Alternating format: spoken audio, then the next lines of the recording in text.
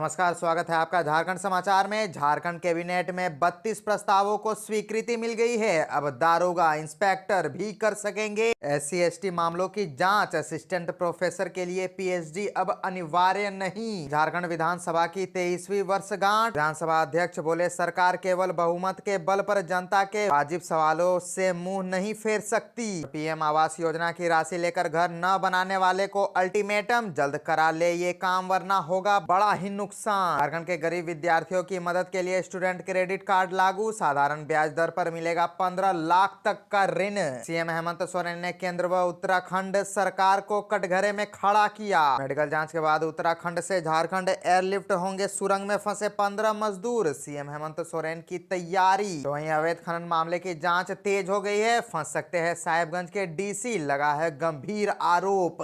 तो अब तक की सभी बड़ी खबरों पे बात करने से पहले आपसे छोटी सी अनुरोध है कि कृपया वीडियो को एक प्यारा सा लाइक अवश्य कर दीजिएगा, क्योंकि आपका एक लाइक करना ही हमारे मेहनत का फल होता है। तो शुरुआत करते हैं आज की पहली और बड़ी खबर से।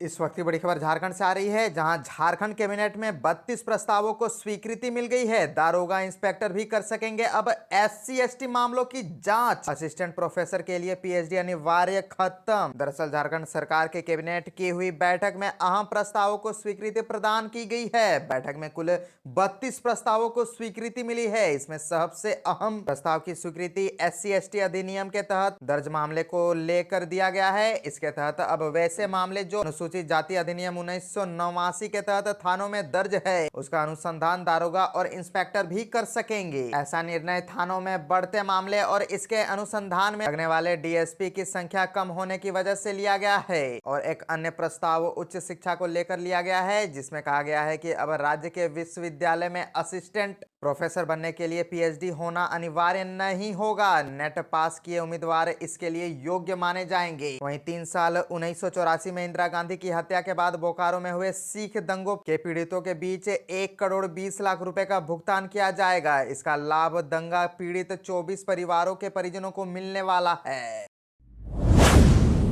झारखंड में गरीब विद्यार्थियों की मदद के लिए स्टूडेंट क्रेडिट कार्ड लागू। साधारण ब्याज दर पर मिलेगा 15 लाख तक का ऋण। दरअसल 10वीं व 12वीं कक्षा उत्तीर्ण गरीब विद्यार्थियों को उच्च शिक्षा प्राप्त करने के लिए आर्थिक सहायता प्रदान करने को ले झारखंड राज्य में गुरुजी स्टूडेंट्स क्रेडिट कार्ड योजना लागू की गई है। इससे राज्य के छात्रों को engineering, medical, law, research, ITI, IIM आदि में शिक्षा प्राप्त करने में सुविधा होगी। यह जानकारी उपायुक्त नमन प्रियेश लगड़ा ने दी। बताया कि इस योजना के तहत 10वीं और 12वीं कक्षा उत्तीर्ण प्रत्येक इच्छुक तथा अर्हता प्राप्त विद्यार्थी को बैंकों से जोड़कर शिक्षा ऋण उपलब्ध कराने का उद्देश्य है। इसके अलावा गुरुजी स्टूडेंट्स क्रेडिट कार्ड योजना का क्रियान्वयन वित्तीय वर्ष 2023-24 से किया जाना है। इसके तहत आवेदकों को 15 लाख रुपए तक का ऋण दिया जाएगा। 4% प्रति वर्ष के साधारण ब्याज दर पर आसान ऋण। आवेदक से कोई संपार्श्विक नहीं लिया जाएगा। 15 साल तक ऋण चुकाने की अवधि। कोर्स पूरा होने के बाद ऋण चुकाने के लिए 1 वर्ष तक स्थगन का विकल्प है। आपको बता दें कि पाठ्यक्रम शुल्क और छात्रावास जैसे संस्थागत खर्चों के लिए यह कवरेज मिलेगा। गैर संस्थागत खर्चों जैसे गैस शुल्क, यात्रा आदि के लिए अधिनियम 30 रुपए ऋण के उपयोग का प्रावधान। गैर संस्थागत खर्चों जैसे गैस शुल्क, यात्रा आदि के लिए अधिकतम 30 रुपए ऋण के उपयोग का प्रावधान। 2000 से अधिक मेधावी छात्रों को ऋण प्रदान करने के लिए बजट है।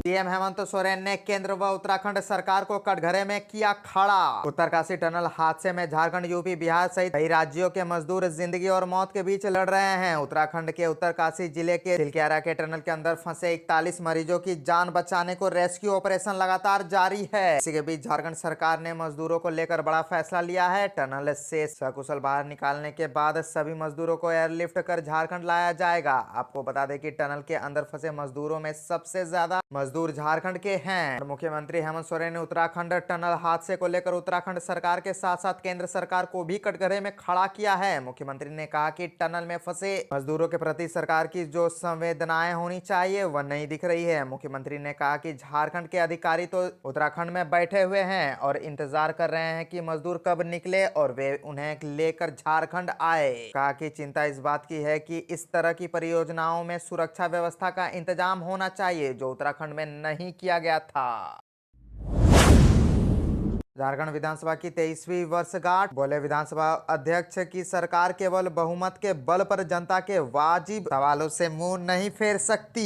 झारखंड विधानसभा का स्थापना दिवस कार्यक्रम विधानसभा परिसर में आयोजित किया गया, जहां उत्कृष्ट विधायक के रूप में मनिका विधायक रामचंद्र सिंह को सम्मानित किया गया। इसके अतिरिक्त बोर्ड परीक्षाओं में बेहतरीन प्रदर्शन करने वाले राज्य के वैसे वैज्ञानिक जो चंद्रयान 3 का हिस्सा थे, राज्य में प्रमुख खिलाड़ियों और सेना के जवानों को सम्मानित किया गया। स्थापना दिवस कार्यक्रम का पहला दिन था। कार्यक्रम में राज्यपाल सीपी राधाकृष्णन, मुख्यमंत्री हेमंत सोरेन, नेता प्रतिपक्ष अमर बावरी, संसदीय कार्य मंत्री आलमगीर आलम सहित तमाम विधायक और मंत्री उपस्थित थे। कार्यक्रम में 2 पुस्तकों का विमोचन भी किया गया। विधानसभा अध्यक्ष डॉक्टर रविन्द्रनाथ महतो ने अपने संबोधन में कहा कि सरकार केवल बहुमत के बल पर जनता के वाजिब सवालों से मुंह नहीं फेर सकती है। इसमें विधायी संस्थाओं की महती जिम्मेदारी निहित है। जनता के महत्वपूर्ण प्रश्न लगातार शासन के समक्ष उठाते रहे हैं। संसदीय लोकतंत्र में ऐसी व्यवस्था बनाई गई है कि कोई भी संसद या विधायक यद्यपि विधेयकों को एवं महत्वपूर्ण सरकारी कार्यक्रमों में अपने राजनीतिक दल के निर्देशों के अनुरूप संसद के दायित्व का निर्वहन करता है, परंतु प्रश्नकाल, ध्यानाकर्षण और गैर सरकारी संकल्प आदि ऐसे अवसर है जो प्रत्येक विधायक और संसद जो सत्ता पक्ष अथवा विपक्ष में हो,